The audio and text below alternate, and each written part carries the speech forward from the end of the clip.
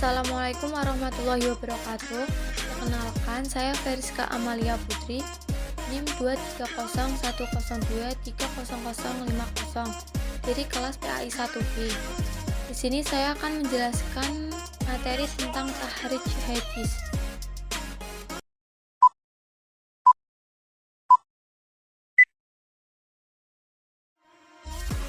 Pengertian tahrij hadis. Secara etimologi, kata tahrij berasal dari kata kharaja yuhariju tahrijan yang artinya menampakkan, mengeluarkan, menerbitkan, menyebutkan, dan menumbuhkan.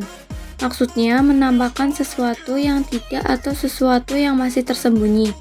Penampakan dan pengeluaran di sini tidak mesti berbentuk fisik, tetapi mencakup non-fisik yang hanya memerlukan tenaga dan pikiran, seperti makna kata istikhraj yang berarti mengeluarkan hukum dari nas Al-Quran dan hadis.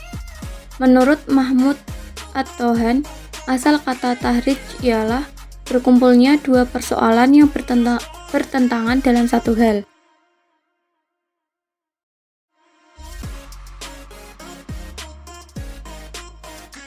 Sedangkan pengertian tahrij secara terminologi atau istilah dikemukakan oleh beberapa ahli hadis, di antaranya yaitu 1. Usaha mencari sanad hadis yang terdapat dalam kitab hadis karya orang lain yang tidak sama dengan sanad yang terdapat dalam kitab tersebut. 2.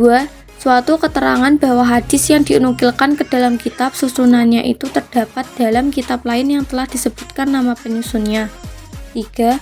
Suatu usaha mencari derajat sanad dan perawi hadis yang tidak diterangkan oleh penyusun atau pengarang suatu kitab.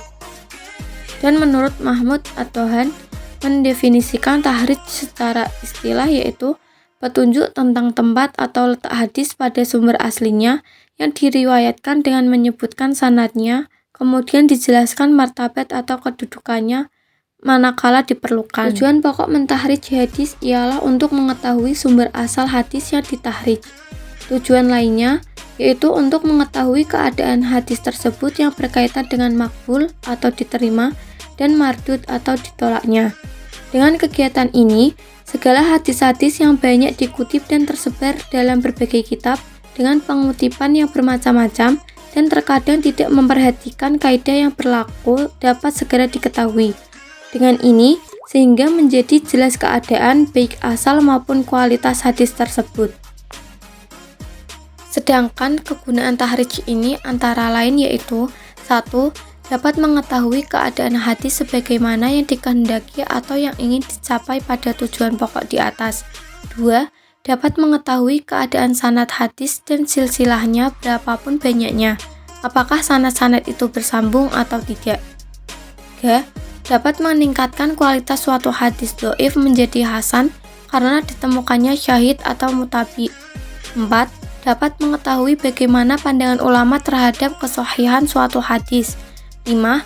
Dapat membedakan yang mana para perawi yang ditinggalkan atau yang dipakai. Sejarah tahrij hadis. Penguasaan para ulama dahulu terhadap sumber-sumber hadis begitu luas sehingga jika disebutkan suatu hadis, mereka tidak merasa kesulitan untuk mengetahui sumber hadis tersebut. Ketika semangat belajar mulai melemah, mereka kesulitan untuk mengetahui tempat-tempat hadis yang dijadikan rujukan para penulis ilmu syar'i. Sebagian ulama bangkit dan memperlihatkan hadis-hadis yang ada pada sebagian kitab dan menjelaskan sumbernya dari kitab hadis yang asli, menjelaskan metodenya dan menerangkan kualitasnya, apakah hadis tersebut sahih atau dhaif. Lalu muncullah apa yang dinamakan dengan kutub at-tahrij. D. Metode pentahrijan hadis. Ada beberapa macam metode dalam mentahrij hadis. Yang pertama yaitu metode tahrij melalui perawi pertama hadis. Dengan cara mengetahui nama sahabat yang meriwayatkan hadis. Metode tahrij ini dapat diterapkan selama nama sahabat yang meriwayatkannya terdapat dalam hadis yang hendak ditahrij. Jika sebaliknya atau tidak ada, maka tidak mungkin dapat diketahui dan metode ini tidak dapat diterapkan. Untuk menerapkan metode tahrij ini dapat melacak melalui kitab-kitab yang membahas tentang materi yang terkait. Yang pertama dapat dipakai 3 macam kitab, yaitu kitab-kitab musnad, kitab-kitab mu'jam, dan uraian masing-masing kitab tersebut. Yang kedua yaitu metode tahrij melalui lafal pertama di dalam matan hadis. Metode ini dipergunakan ketika kita hendak mengetahui lafal pertama dari matan hadis. Sebab tanpa mengetahui lafal pertama dari matan hadis, sia-sialah usaha kita. Ada 3 macam kitab yang membantu kita dalam menggunakan metode ini, yaitu kitab-kitab tentang hadis yang masyhur di kalangan masyarakat, kitab-kitab tentang hadis yang disusun berdasarkan urutan huruf hijaiyah, atau kitab-kitab miftah, dan fahras kitab-kitab hadis tertentu. Yang ketiga yaitu metode tahrij melalui lafal-lafal yang terdapat dalam matan hadis, yakni jalan atau cara mengetahui lafal matan yang sedikit. Berlakunya mempraktikkan metode tahrij ketiga ini, kita dapat menggunakan kitab Al-Mu'jam Al-Mufahras li Al-Faz Al-Hadis Al-Nabawi. Yang keempat yaitu metode tahrij melalui tema hadis, yakni jalan mengetahui materi bahasan. Metode ini merupakan langkah cara penelitian yang berbeda dengan metode yang disebutkan sebelumnya, yaitu dengan jalan mengetahui pokok bahasan hadis. Menurut Cohen, metode ini hanya dapat digunakan oleh orang-orang yang menguasai pembahasan atau satu dari beberapa pembahasan hadis, atau oleh orang-orang yang mempunyai pengetahuan luas.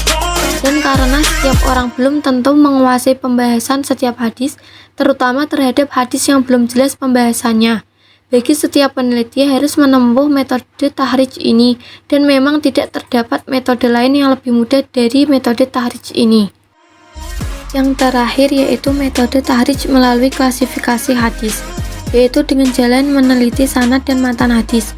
Yang dimaksud dengan metode ini adalah mempelajari sedalam-dalamnya tentang keadaan matan dan sanad hadis, kemudian mencari sumbernya dalam kitab-kitab yang khusus membahas keadaan matan dan sanad hadis tersebut. Pembahasan yang berhubungan dengan hadis adalah banyak sekali.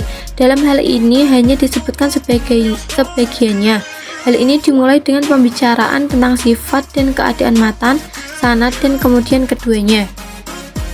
Sekian yang dapat saya sampaikan, kurang lebihnya saya mohon maaf. Wassalamualaikum warahmatullahi wabarakatuh.